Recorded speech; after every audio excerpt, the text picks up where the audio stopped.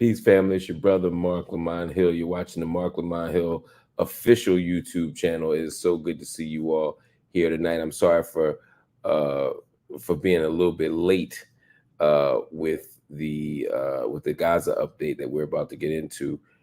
But I am excited to be here. The reason why we are late is because night school ran a little bit late. For those that don't know, every Monday to Thursday at 10:30 p.m.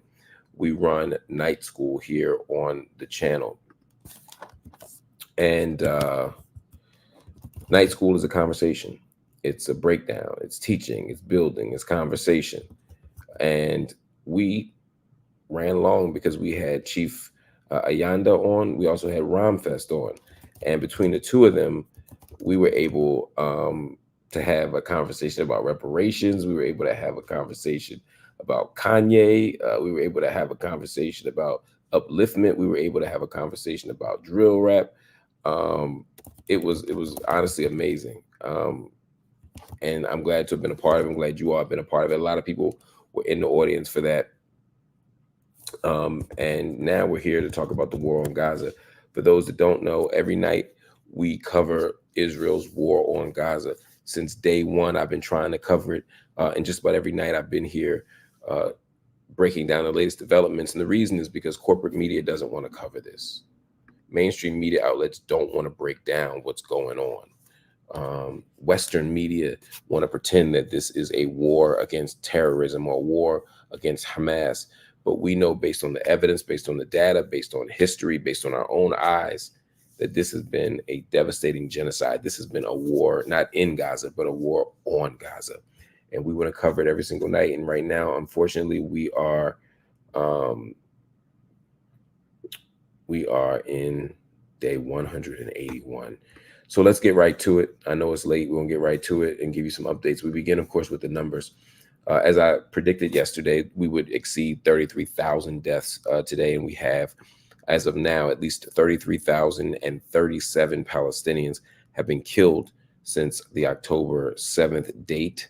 75,668 Palestinians in Gaza have been wounded since October 7th. Again, 33,037 deaths, 75,668 injured Palestinians since October 7th. Now, the death toll in Israel from Hamas's October 7th attack stands at 1,139. And of course, there are dozens of people who are still being held captive. The war on Gaza has been a fascinating one for sure. One thing that I've noted is that there's not yet been a night where, when I report the death toll, that the number has stayed the same. There is not to be a night where the death toll is only going up by 1 or 2 or 5 or 10 people. Every single night, we're seeing scores of people. Just about every night, we've seen scores of people killed. And it's heartbreaking to see. Last night was no different. At least 8 people were killed in overnight Israeli bombings on houses in Rafah alone. Again, Rafah is a southernmost city in Gaza, and 8 people were killed due to Israeli bombings of houses. Again, not military targets, but houses. Now, they'll say, of course, that the house was a legitimate military target. I don't believe that. The evidence has not proven that to be the case. Now, I'm not saying it's not true either. I'm saying show the evidence. I can't believe it just because you say it. Not when there's so much, evidence that Israel repeatedly engages in violations of international law, commits war crimes, and then issue statements that don't reflect what actually happened. So again, 8 people killed in Rafah in the houses. 2 people were also killed in an Israeli air attack in the Maghazi refugee camp in Gaza, as well as 15 injuries occurred there. Now, in addition to the extraordinary amounts of violence, the bombings, the shootings, there are also very significant numbers of people, and growing, who are dying from malnutrition, who are dying from starvation, who are dying, in what is developing into a full-fledged famine. And this is another issue that's happening, and part of the humanitarian crisis that's occurring there in the Gaza Strip is occurring because of that very thing. It's not just people getting killed, it's food trucks being obstructed, humanitarian aid convoys not being allowed in. It's all the other things that accompany this brutal war on Gaza. Mark Owen Jones is an assistant professor at Hamad bin Khalifa University, and he said on Wednesday that it was increasingly clear that Israel is deploying untested artificial intelligence systems in the Gaza war. He said specifically, this is an AI-assisted genocide, and going forward, there needs to be a call for a moratorium on the use of AI in the war. I'm not sure what the exact tactics are that he's alleging to be happening, but it's a very interesting argument, and I think it's something we need to unpack. And this is not somebody who I would take lightly. The U.S. Secretary of Defense, Lloyd Austin, on Wednesday urged Israel to take concrete steps to protect aid workers and Palestinian civilians in Gaza after, quote, repeated coordination failures. The call followed an Israeli attack that killed 7 central kitchen workers in Gaza earlier this week. And we've been talking about the WCK workers in Gaza all week. In fact, those killings were so despicable and so indefensible that even the United States, even Germany, even normal allies had to say, look, too far. Look, this is wrong. The fact that this has happened, though, hasn't done much to move the needle, but it's at least drawing international attention. There's something, though, that is disappointing and sad and frustrating about people needing to see international workers killed before they believe that Israel is operating improperly. It's something disappointing about knowing that white people have to die before brown people's deaths are even legitimized. This is a really disappointing turn of events. I'm yawning because I haven't slept in a day and a half. Forgive me. But we're going to keep rocking because these stories have to be told. Even when we're tired, we got to keep fighting. Separately, Jose Andres, who's the founder of the WCK, it's the World Central Kitchen again, said that Israel had targeted the aid workers, quote, systematically car by car. He said this was not just a bad luck situation where, oops, we dropped the bomb in the wrong place. This is incredibly important for people to know because Israel has acknowledged that they killed the WCK workers, but they made it sound like it was just an error. And they sort of talked it down or brushed it off as if it's just an unfortunate spoil of war or an unfortunate consequence of war, excuse me, rather than a deliberate targeting of aid workers. Why would they target aid workers? Because they don't want Palestinians to get aid. And if you strike just a couple aid workers, and they'll do the aid agencies will do exactly what WCK did, which is say, hey, we can't be in Gaza right now. We can't endanger more people. And so because they can't endanger more people, the Gazan people can't get access to the food. This is part of a systematic attempt. This was over, as Andre said, this was over 1.5, 1.8 kilometers with a very defined humanitarian convoy that had signs in the top, in the roof, a very colorful logo that we were obviously proud of, that we are obviously proud of. It's very clear who we are and what we do. This isn't the first time you've heard this. How many times have you heard journalists with journalism jackets on, with journalist jackets on, or press jackets on, or media jackets on? It's very clear that they are, it's very clear that they are not combatants, but they shoot them anyway. Aid workers, very clearly marked, they shoot them anyway. Palestinians in line for aid, as we've seen, get shot anyway. This just continues to happen. All right, let's talk a little bit about ceasefire talks, because as you know, many people in the world were expecting a ceasefire before Ramadan. We are now just 4 days before Eid al-Fitr and the end of Ramadan, and still no ceasefire. But people are plugging away. People are plugging away. Some people are.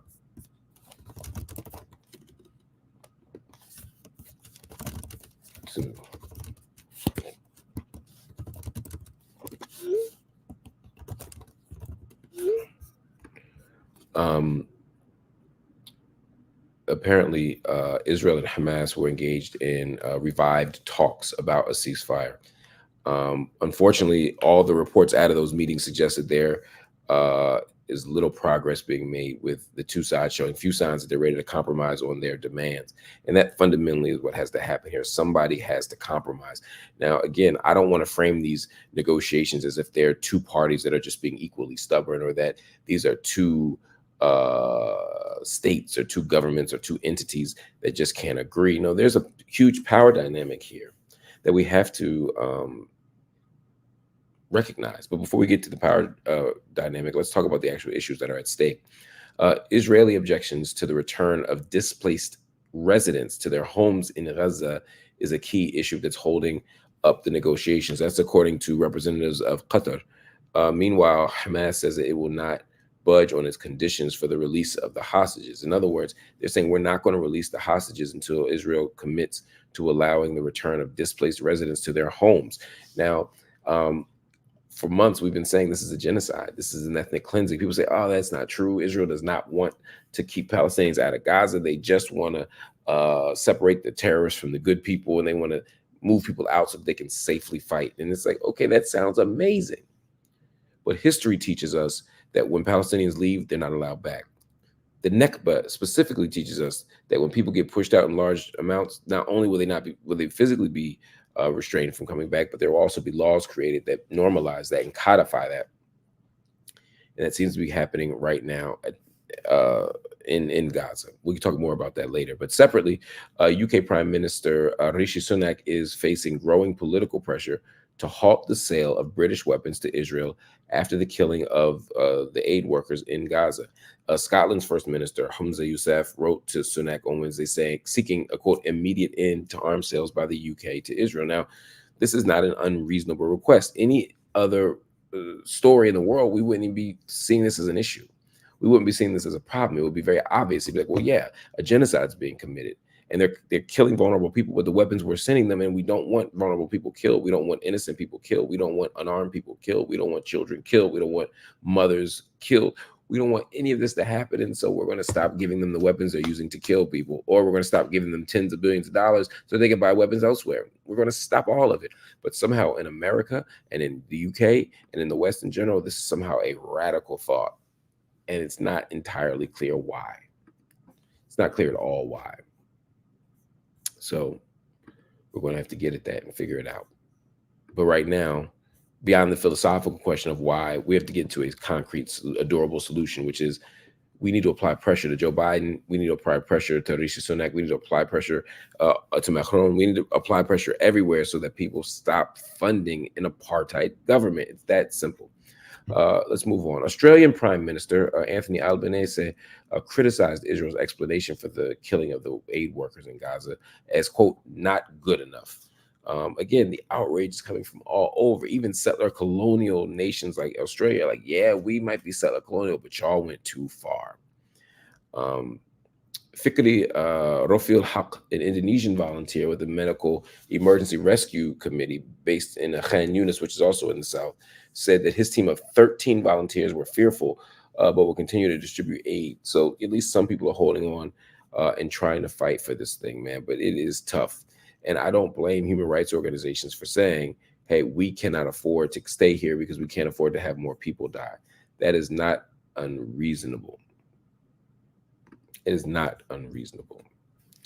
Anyway, family, that's it for tonight. That's the Gaza update. We'll be back tomorrow with much more. Again, I promise a special episode of Night School tomorrow night at 10:30, in addition to our Gaza update. And there'll be much more content coming up as well. I want to welcome all the new members who have come here. Jeffaholics is not a new member, but he sent a wonderful message. He says, Masa al-khair, habibi, ya'tik al-afiyah, eli afik, ya eli afik, ya habibi. Herman Gill asked if I've read the 972 article about Lavender AI. No, I have not. I'll check it out. I'll look for it tonight. And actually, I can't read it tonight, but I'll look for it tonight. Windu said, peace, Mark. I love Roland. I don't know anything about what Roland's done with segments on Gaza. I haven't checked his Gaza segments, but I do know that Roland has talked about Palestine. He's talked about Gaza, and he's created space for his guests to do that in a lot of interesting and divergent ways. But I haven't followed the Malcolm Nance piece of it because I just don't have an answer for you. I want to welcome Oh, my family here from the media center here from Yemen. It's such a blessing um, to have you here. You've donated many memberships and you've been very generous with your time and your treasure. So we're grateful for it. And everybody, I want to thank all of you for donating to the channel. I want to thank all of you for supporting the channel. If you haven't done it tonight, please support the channel by hitting the like button. Just hitting the like button doesn't cost you a thing. Hit the like button and let the YouTube algorithms know that you're feeling what we're doing and that you want more of it. Hit the little subscribe button. I'm sorry. Yeah, hit the little bell next to the subscribe button so that you can get notifications when we have new content out and we're about to go live. And of course, if you're so inclined, hit the join button. If you hit the join button right now, it will allow us to build a base of monthly subscribers at a very, very almost nothing rate. But it allows us to build and to grow and to sustain ourselves. And of course, if you're so inclined, you can just drop something in our Cash App. If you go to Cash App $MLHTV, Cash App $MLHTV, you can drop what you want. But I will say that if everybody watching right now gave $5, there's a small crew of dedicated people watching. And if all of you just gave $5, we would have enough to meet our bills and our goal for the whole week. If everybody watching, it's a small number, y'all, but if everybody gave just $5, everybody just went to Cash App and gave $5, we will be in great shape. So just something to think about. Speaking of $5, Change Wave just dropped in a $5 and a super stick. I'm so grateful. Thank you so much. I appreciate y'all, and I'll see you next week. Peace.